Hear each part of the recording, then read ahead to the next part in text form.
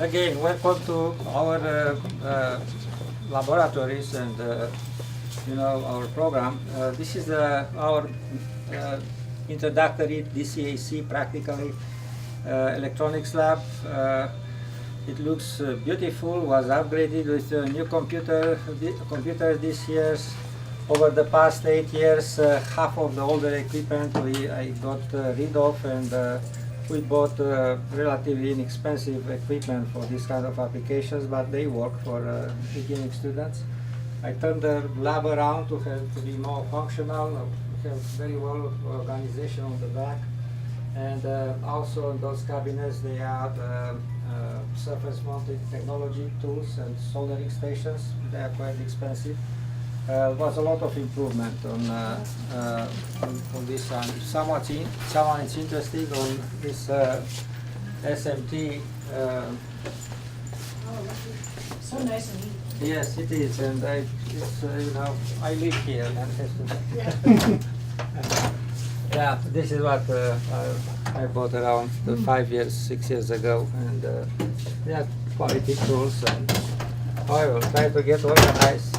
Those tables, they were dumped by some people, and we pick up from trash and brought them here, and just try to have a little bit kind of mechanical corner to be able to build small circuits and do solderings and just introductory stuff. Which this is our kind of hooking tools to have students to get involved in little lights blinking and all the kind of sounds making projects. And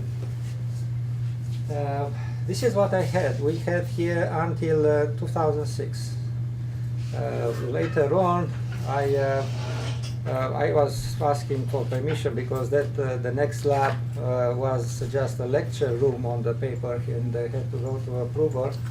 And I started with small computers on the sides, and after that someone donated a bunch of the furniture, tables and very nice chairs, and took about 3 weeks to go through all the loops, and I got what I asked.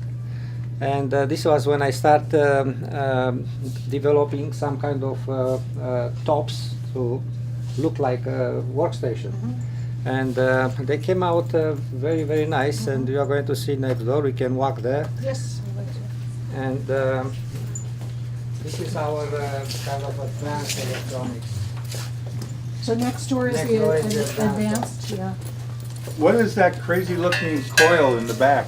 Oh, that is was a donation for a local high school, Turlock High School. We know the professor, and the students are carpenters working for our department, and they make the design, and took a summer to build them up.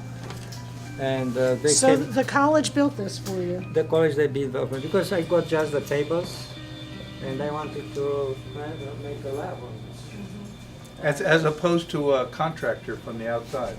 Right, right. There were times when I thought there was so much time to deal with vendors and so for each $100. And the budget, the annual budget for the Department of Electronics was about $2,000, and time to time we got some VATIA. Actually, this very high-end type of equipment, test equipment, we bought them in 2006 because of VATIA funds. Just seeing that.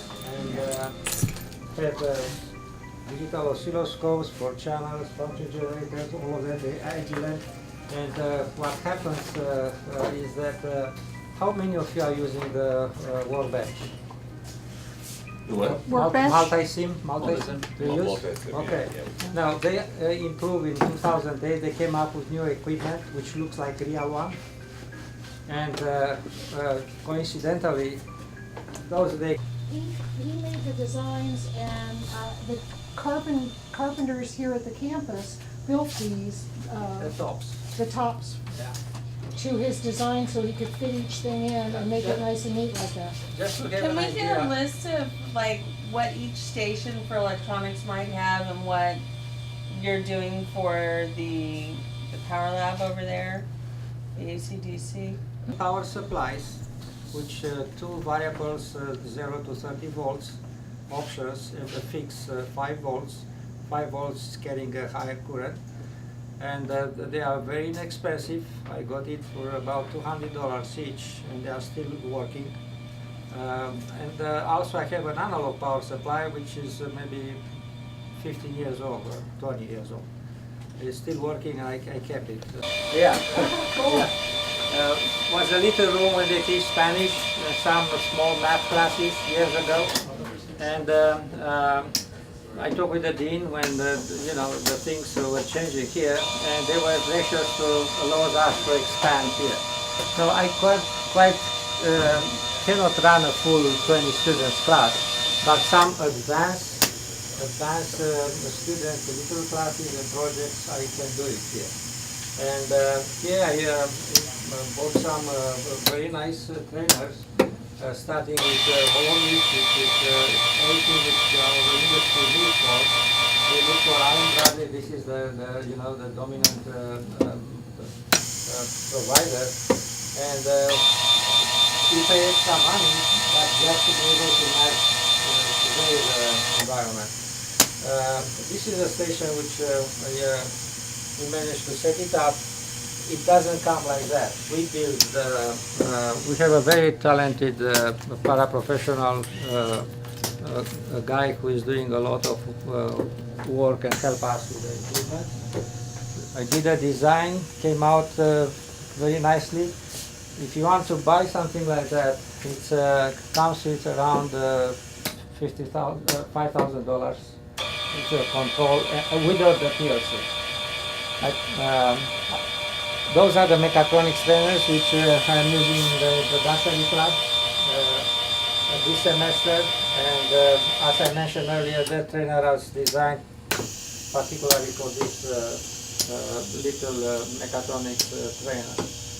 Now later on, those are the three platforms of PLCs. They're professional made. I have 500, 3500, Allen Bradley, and Compact Logics, which we have used to train the encumbered people this last year. And there is another conveyor with a bunch of sensors, with the stations, the PID control stations, and this is our we wait about, because we bought in chunks. We bought the first one about a year and a half ago, and when the money came, and we bought another one. I just bought this one about maybe 2 months ago. Meantime, they changed the communication module, and now I have to update to the device net, which is illegal. And those are kind of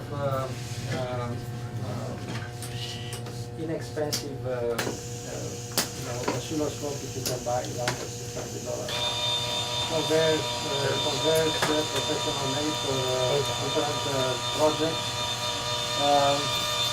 I have my hand too. I'm reading it. I don't know for how long, but You've done a great job, because I've seen it before.